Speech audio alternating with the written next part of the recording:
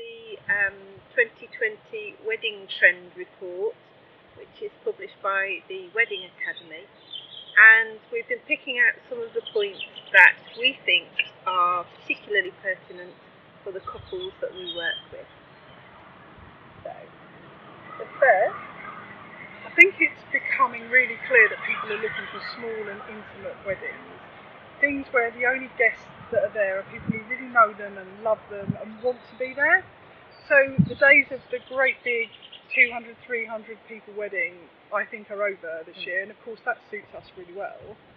Yeah, definitely. We've always been more about couples who are wanting the people around them that they really care about, and who will support them as they go through their marriage. So yeah, this works very well for us in terms of the people we work with.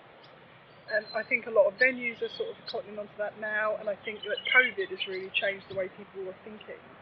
That in having to start to think about smaller weddings, they're starting to realise that it's not a compromise, it's actually a far better solution than the one they were thinking of. So I'm really pleased to see that in the report, and I think that's going to be a trend that's going to continue over the next 5 or 6 years, certainly. Yeah, definitely. Brilliant. The next one was rustic and unusual venues. So this area of France really has all sorts going for it, doesn't it? Yeah, from beautiful chateaus to mills to beaches, woodland weddings. We love anything that's in nature. But with a little bit of a quirk as well. I mean, being able to sit outside in temperatures like this with the beautiful scenery and things like that, but with a little bit of luxury too.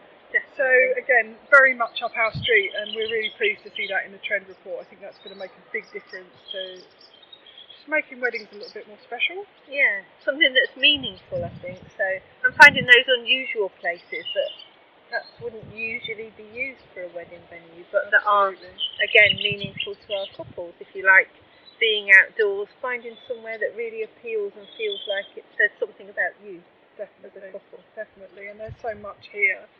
And it's quite open, isn't it? And it sort of brings us on to the next thing, which is that really kind of pared back, simplified sort of feel of it, that picking a few really, really important key features that are important to you, and then not sweating the small stuff over everything else. So less waste on things that felt like they were really important details in weddings beforehand, but actually weren't. It's really about focusing on getting what the couple want, and we tend to deal with people who know each other really well, so something that's very highly personal to them and their family and their circumstances.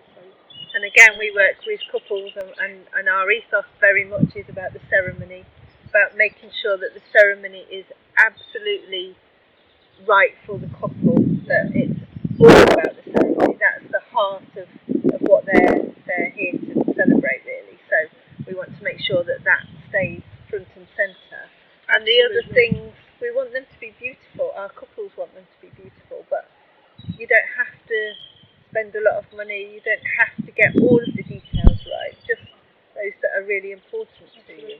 A little bit more understated, but on every aspect of it on the nail, I think is really important when you're planning a wedding. Cause, our couples do still want this to be beautiful. Pared back doesn't have to mean bare. No.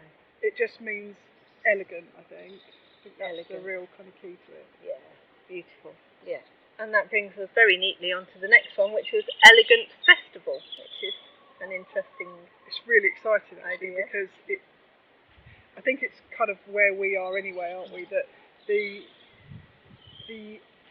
barefoot, wonderful, nature-bound kind of festival feel, but without it being, you don't want it to be nasty toilets and rubbish tents. Instead, you want it to have that real elegant feel. You want it to feel like a wedding still, don't you? Definitely.